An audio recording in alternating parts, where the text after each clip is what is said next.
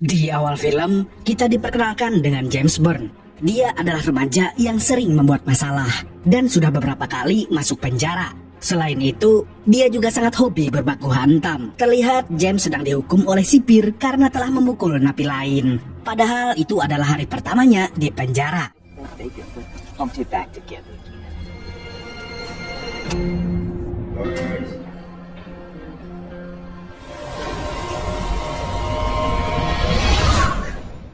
Scene kemudian beralih ke 3 tahun sebelumnya, di mana James akan mendaftarkan diri ke sekolah barunya. Diketahui bahwa James telah dikeluarkan dari sekolah sebelumnya, dan ibunya yang bernama Tracy sedang berusaha membujuk sekolah baru itu agar mereka mau menerima James. Namun pihak sekolah khawatir kalau James akan membahayakan siswa lainnya. Hal itu dikarenakan oleh riwayat kriminal yang dimiliki James. Remaja 18 tahun itu sudah akrab dengan kekerasan sejak usianya 10 tahun. Dan tidak hanya itu, James juga telah melakukan perampokan serta pemerasan. Di sini sangat wajar jika pihak sekolah menolaknya. With this file, suddenly you're an expert on my son. He's been institutionalized 3 times at 8. Walaupun ditolak, Tracy tetap ngotot akan mendaftarkan James ke sekolah itu. Lagi pula itu adalah sekolah publik, tapi di sisi lain, James terlihat sangat kesal. Dia bahkan mencoret-coret bukunya di dalam kamar. Lalu tak lama kemudian, Tracy masuk dan menenangkan James. Selain itu, Tracy juga memuji perilaku James yang tampak serius untuk bertobat. I've heard bullshit like that woman said my whole... Whatever. See, out of trouble, you gotta let the lawyer do his job. Singkat cerita, akhirnya James diterima di sekolah publik itu. Namun bukannya berangkat ke sekolah, James justru malas-malasan, rebahan dan rebahin di rumah. Malam harinya, James tiba-tiba ingin minum susu. Sayangnya dia tidak menemukannya di dalam kulkas. James pun bertanya kepada adiknya yang bernama Holly, tapi dia tidak tahu. Akhirnya James pun memutuskan untuk pergi ke Indomaret terdekat. Di Indomaret, dia bertemu dengan seorang gadis bernama Crystal dan temannya yang bernama Manny. Mereka berdua terlihat sangat mencurigakan. Dan benar saja, ternyata 2 orang itu memang berniat merampok Kinder Joy dan kacang Garuda. Namun mereka sengaja melibatkan James dalam perampokan ini.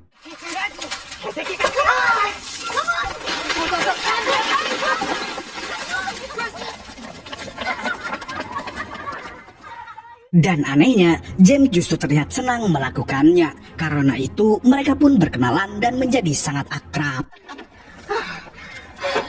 That was great. I just bought these high tops this year. Yeah, I gotta my mom found in my sock drawer and free, so I got 15. I gotta go. Oh, no. Tidak hanya itu, mereka bahkan teler berjamaah dan menghisap rokok daun singkong. Namun tak lama kemudian, James pamit pulang karena dia memiliki gelang pelacak di kakinya. Dan kalau dia tidak pulang sebelum jam 8 malam, maka dia bisa masuk penjara lagi. Keesokan harinya, James kembali bertemu dengan Crystal dan Manny. Kali ini mereka mengajaknya untuk main ke rumah Mary, di mana dia adalah seorang gadis kaya yang polos. Dan di rumah yang megah itu, mereka bersenang-senang dengan minum beras kencur, serta berjoget TikTok rame-rame.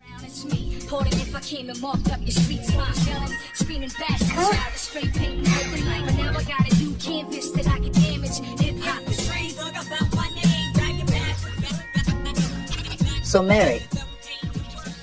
Tak lama kemudian, Crystal dan Manny pun beraksi kembali. Kali ini mereka menggasak perhiasan milik Ibu Mary. Selepas merampok Mary, mereka bertiga langsung nongkrong di tempat biasanya. Sambil minum-minum, Crystal menyinggung soal alat pelacak di kaki James. Jika saja alat itu dicopot, James bisa lebih totalitas dalam melakukan kriminalitas. Crystal juga menyebut nama Roach, yang tidak lain tidak bukan adalah bosnya.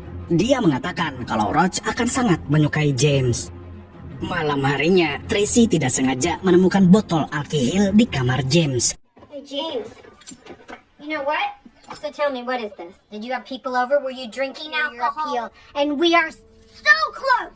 You know, I wouldn't even go back to that fucking Dia pun langsung memarahi anaknya itu. Tidak hanya itu, dia juga kesal karena James tidak peduli dengan sekolahnya. Mendengar ibunya marah, James justru mengungkit tentang ayahnya yang pergi entah kemana, Bang Toyib. Dan dia menyalahkan ibunya karena itu. Tracy yang sudah lelah berdebat pun memilih untuk pasrah. Dia tidak peduli lagi dengan kelakuan James.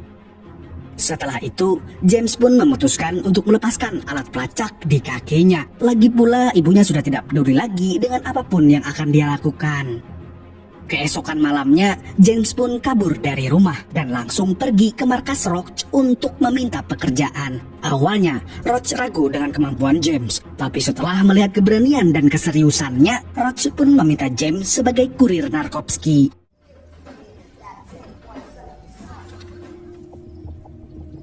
My bitch. Setelah berminggu-minggu tidak pulang, James pun dihubungi oleh ibunya. Dia diminta untuk pulang karena polisi menanyakan keberadaannya. Dan jika James mau pulang, Tracy akan berusaha membujuk polisi agar anaknya tidak dipenjara lagi. Namun sayangnya, James tetap tidak mau pulang. Dia mengatakan bahwa dia menyayangi keluarganya, tapi nasi sudah menjadi bubur. Beberapa hari setelah itu, James diajak oleh Roach untuk merampok rumah seseorang. Namun James mendapatkan peran sebagai penjaga. Dia harus mengawasi keadaan di luar. Tak lama setelah Roach dan Manny membobol rumah orang, tiba-tiba pemilik rumah itu datang.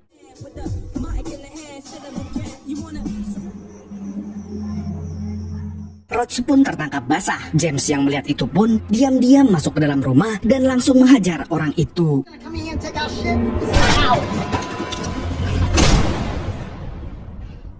Setelah orang itu tumbang, mereka pun langsung mengambil barang-barangnya. Lalu sebelum pergi, Roach memukul orang itu hingga pingsan. Dan misi pun berhasil.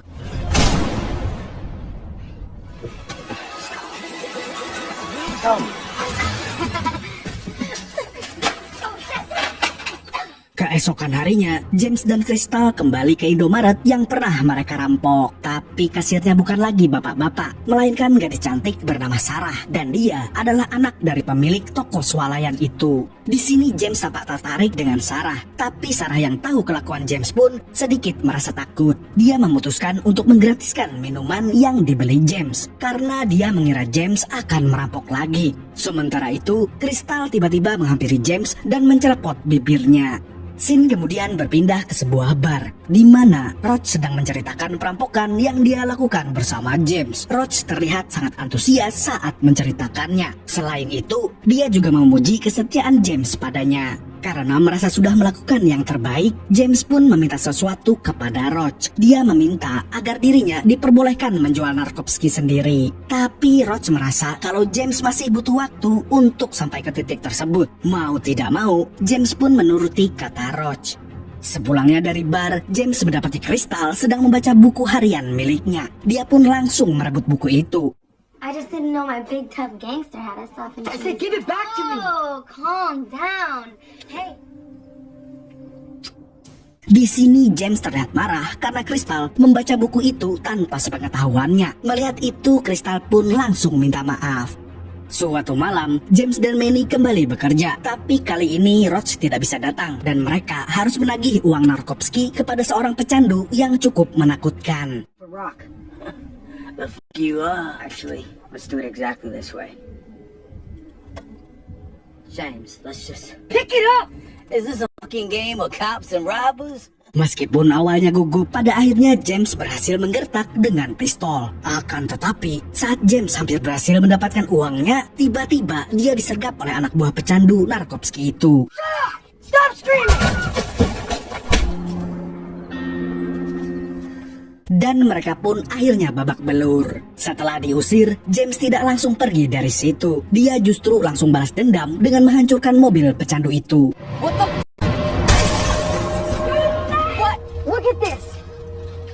Dan di mobil itu, dia menemukan tas besar berisi senjata api. James pun langsung berpikir untuk menjual semua senjata tersebut. Namun sepulangnya dari tempat itu, James malah bertengkar dengan Crystal. Dia merasa diremehkan karena usianya masih belasan. Selain itu, Crystal juga menganggapnya masih bocah. Karena kesal, James pun langsung pergi dari markas Roach.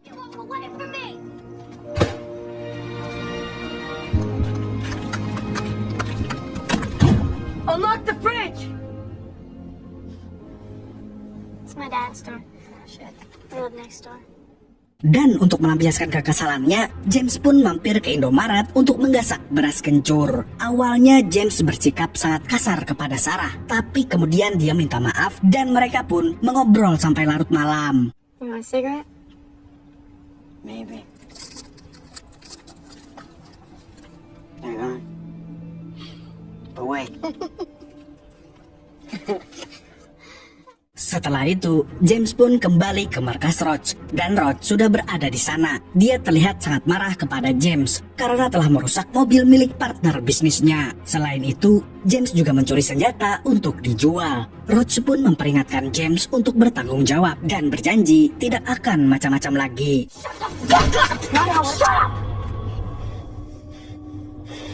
I'll fill you with fucking... James, I thought no. Jamesy boy would know. The guns, you, and D. Yeah. Keesokan malamnya, James kembali mengunjungi Indomaret untuk menemui Sarah. Dia ingin mengajak gadis itu jalan-jalan sambil ngobrol. Mereka kemudian saling menceritakan kehidupan masing-masing. Sarah menceritakan tentang ibunya yang sedang sakit parah, sedangkan James menceritakan tentang dirinya yang sudah masuk lapas sejak usianya 6 tahun. Dan pada malam itu, keduanya pun mulai merasa nyaman. Angry kid. I used to get into fights. As far as I can remember, every room I walked into. What if a man came from the future? I don't know well in school. Nobody's coming from the future. Sejak malam itu, James jadi lebih sering menghabiskan waktu bersama Sarah ketimbang Roach atau Crystal. Di samping Sarah, James merasa lebih nyaman dan bahagia. Oleh karenanya, James memutuskan untuk berhenti menjadi pesuruh Roach. Dia langsung mengemasi barangnya dan berniat pergi dari tempat itu. Namun Roach membujuk James untuk tetap tinggal setidaknya 1 malam lagi. Hal itu dikarenakan Roach punya pekerjaan bagus untuknya. James pun terpaksa menerima pekerjaan itu dengan sebuah syarat. Dia ingin pekerjaan itu menjadi yang terakhir baginya. Dan pada waktunya, James merasakan firasat buruk. Namun temannya yang bernama Dee menenangkannya. Lalu tak lama kemudian, pembeli Narkovsky pun datang. Di sini mereka langsung mengambil barangnya sebelum melakukan pembayaran. James pun tidak segan untuk menodongkan pistolnya dan baku tembak pun terjadi.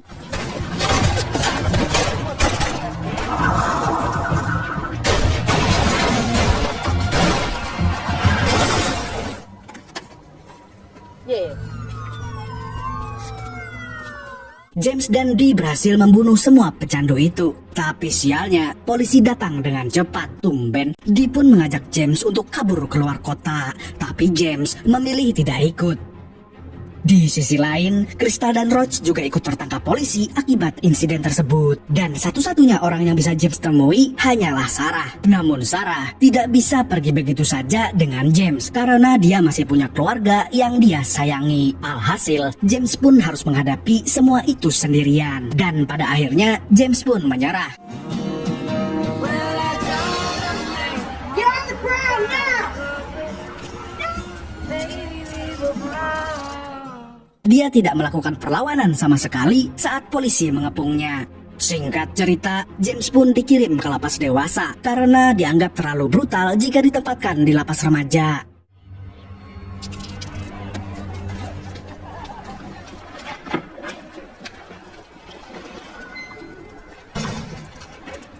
Be safe with us. We got your back.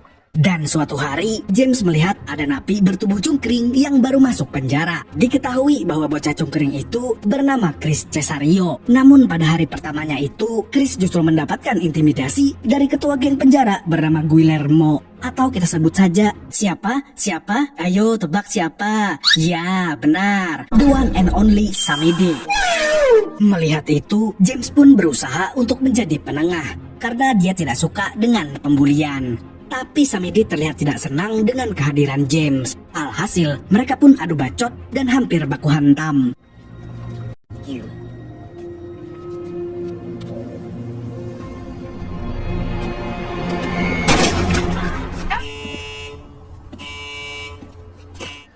Maybe you're trying to prove yourself.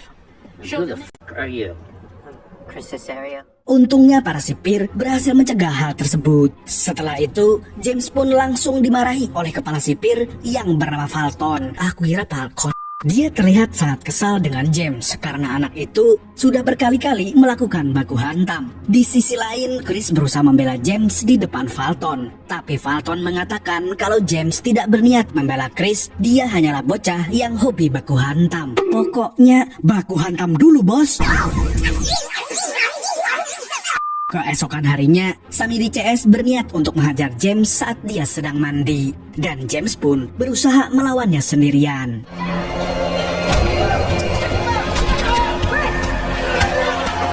Para sipir pun langsung menghentikan perkelahian tersebut. Dan akibat kejadian itu, James pun akhirnya dikurung di sel isolasi yang sempit dan gelap.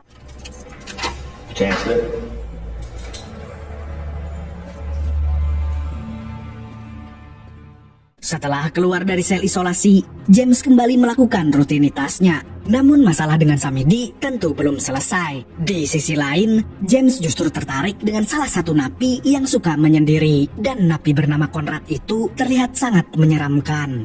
James pun mulai mendekati Conrad, walaupun itu bukanlah hal yang mudah. Dan tujuan James mendekati Conrad adalah untuk mencari sekutu, agar Samidi tidak terlalu sesumbar. Namun lagi-lagi Conrad bersikap dingin kepada James. Dia menganggap James tidak ada bedanya dengan Samidi CS. Showers and he got stabbed. So?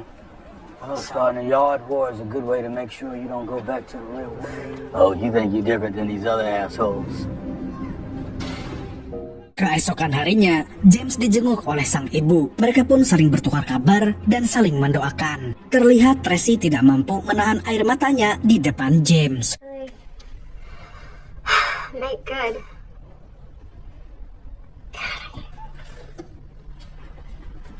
Tree. When was the last time you got a tree? I'm getting you a kick-ass present. Boy, but things are gonna get better. Sejak pertemuan dengan sang ibu, James seperti mendapatkan wangsit dari langit. Dia pun mulai mengurangi hobi gelutnya sedikit demi sedikit dan menggantinya dengan kegiatan menulis. Suatu saat, James memberanikan diri untuk memberikan hasil tulisannya kepada Conrad. James kemudian meminta pendapatnya karena Conrad terlihat suka membaca. Namun Conrad enggan memberikan pendapat. Yang jelas, Conrad ingin James terus menulis tanpa memikirkan hasilnya bagus atau tidak. Portuguese. Those little bananas, right? Don't matter about what. Block it out. James pun merasa lega setelah mendengar hal tersebut. Beberapa hari setelah itu, James melihat Chris yang terlihat sangat lesu. Ternyata dia baru saja putus cinta. Chris diputusin pacarnya lewat sebuah surat. James pun menyemangati Chris. Setelah membicarakan tentang wanita, Chris tiba-tiba mengatakan kalau dia ingin melaporkan bullying yang dilakukan oleh Samidi. Tapi James melarangnya, sebab pihak penjara tidak akan memprosesnya, karena itu bisa menodai nama baik lembaga. Visitors that would come and read to us. Administration. You can't do that. The administration would never side with an inmate against. Just keep your head down. Lalu tanpa sepengetahuan Chris, James diam-diam menemui Falcon untuk membicarakan tentang nasib Chris. Dia memohon agar Falcon memindahkan Chris ke tempat perlindungan agar anak itu tidak diganggu oleh Samidi CS. Sayangnya kabar itu pun terdengar ke telinga Samidi. Gangster Meksiko itu pun langsung mendatangi James. Dia menantangnya untuk baku hantam. Namun James mengabaikannya. Dia tidak ingin terlibat perkelahian lagi. Scene pun beralih ke beberapa hari setelah itu, di mana upaya James dalam menolong Chris ternyata gagal total. Chris justru mendapatkan tambahan hukuman selama 6 tahun. James pun merasa bersalah karena hal tersebut. Dan tidak disangka-sangka, di depan narapidana lainnya, Chris memutuskan untuk melakukan adegan yang sudah pasti menyebabkan dolar kuning dan pembatasan usia di video ini. Semua orang di lapas pun seketika menjadi heboh. Sementara itu, James berusaha membujuk Chris agar tidak melakukannya.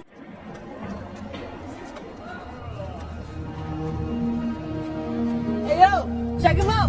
Check him out! You little whore, you better jump, cause I'm gonna make you wish you had. Sarah! Do not do this on my watch! You hear me, boy? Chris, Chris, janganlah, nanti dolar kuning loh video nobar. Dan karena Chris masih belum terbujuk, James pun langsung berlari ke arahnya. Tapi salah satu sipir di situ menjegal James untuk tidak mendekati Chris. Lalu yang terjadi adalah, Chris asu.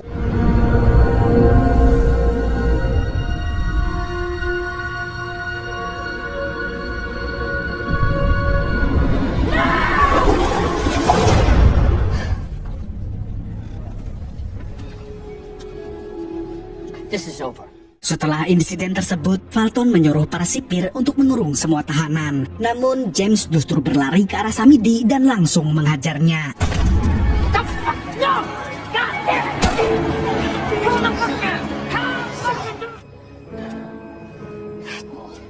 Lock it down.